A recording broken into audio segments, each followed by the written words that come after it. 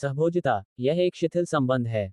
सहपोषण, दोनों जीव एक दूसरे के बिना नहीं रह सकते कभी कभी। सहभोजिता, लाभान्वित जीव दूसरे पर निर्भर नहीं होता।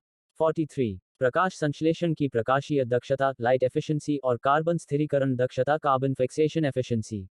प्रकाशीय दक्षता, यह प्रकाश ऊर्जा को रासायनिक ऊर्जा एटीपी, NADPH में बदलने की क्षमता है।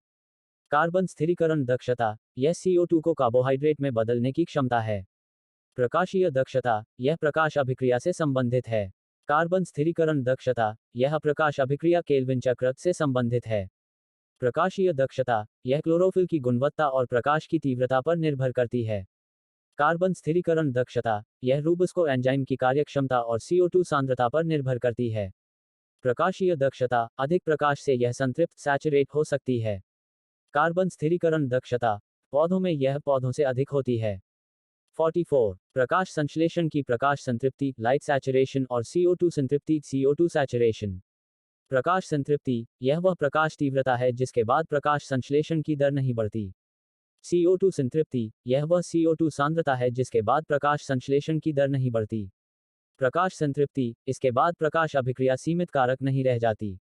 CO2 संतृप्ति, इसके बाद CO2 सीमित कारक नहीं रह जाती।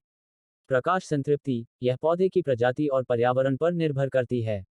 CO2 संतृप्ति, पौधों में यह पौधों की तुलना में कम होती है।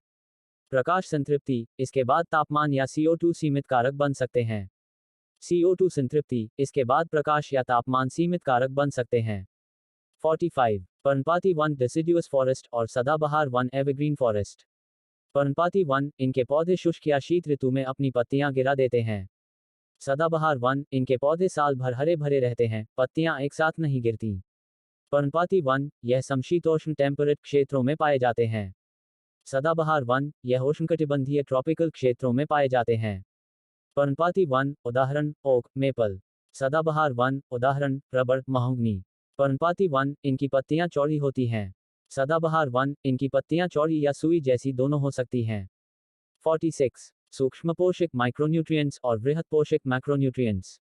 सूक्ष्म पोषक, पौधों को इनकी अत्यधिक कम मात्रा 0.1 मिलीग्राम पर ग्राम शुष्क भार से कम में आवश्यकता होती है। बृहत पोषक, पौधों को इनकी अधिक मात्रा 1 मिलीग्राम पर ग्राम शुष्क भार से अधिक में आवश्यकता होती है। सूक्ष्म पोषक, उदाहरण लोहा, फेक, मैंगनीज, Mn, बोरॉन, बी, जस्ता, जिंक। बृहत पोषक, उदाहरण nitrogen, N, phosphorus, P, potassium, K। सूक्ष्म पोषक, ये मुख्यतः एंजाइमों के सहकारक कोफैक्टर्स के रूप में कार्य करते हैं।